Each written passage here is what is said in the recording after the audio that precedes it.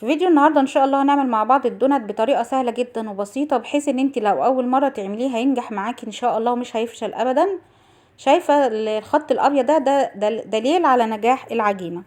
الاول حاجه انا مجهزه المكونات دي كلها بدرجه حراره الغرفه: 2 بيضه، عليهم ذره فانيليا، كوبايه لبن دافي، معلقه صغيره خميره، ما تنسيش ذره الملح اللي على الدقيق ده نص كيلو دقيق منخول، مستخدمه دقيق متعدد استخدامات الضحى، ونص كوبايه زبده، نص معلقه صغيره بيكنج باودر.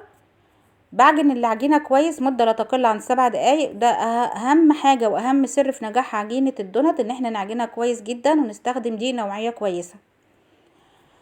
انا سبتها تخمر في مكان دافي، بعد كده قسمتها على نصين عشان اقدر اشكلها. ممكن انت تختصري الخطوه دي وتقسميها من الاول، يعني اول ما تعجنيها قبل ما تسيبيها تخمر اقسميها من الاول افضل عشان تختصري الوقت معاكي.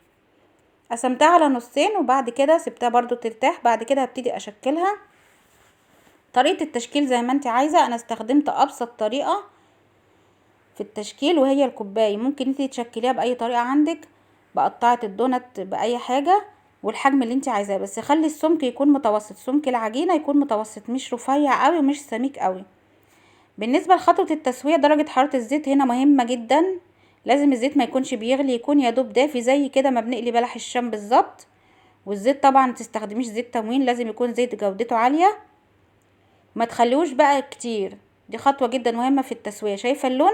اوعي تسيبيه يغمق اكتر من كده. على فكرة مش شارب زيت نهائي وطعمه كان تحفة. استخدام الزبدة هنا مهم، ما ينفعش نبدلها بسمنة. ذرة الملح قد ايه ما تنساش. الدقيق لازم يكون نوعية كويسة ومنخول. بس احشيها زي ما انت عايزة بقى. انا حشيتها نوتيلا. عايزة اقولك طعمها كان روعة وعجب الولاد جدا. كمان هقولك حاجة، لو اتبقى منك حاجة، طبعا هي مش دي كل العجينة، ده نص الكمية بس. انا عملت معاكم نص الكمية بس. عايزة اقولك لما لو اتبقى منك بتشيليه في علبة في الفريزر وتطلعيه تدخليه الميكروويف، بيبقى فريش اكنك لسه عاملاه بالظبط.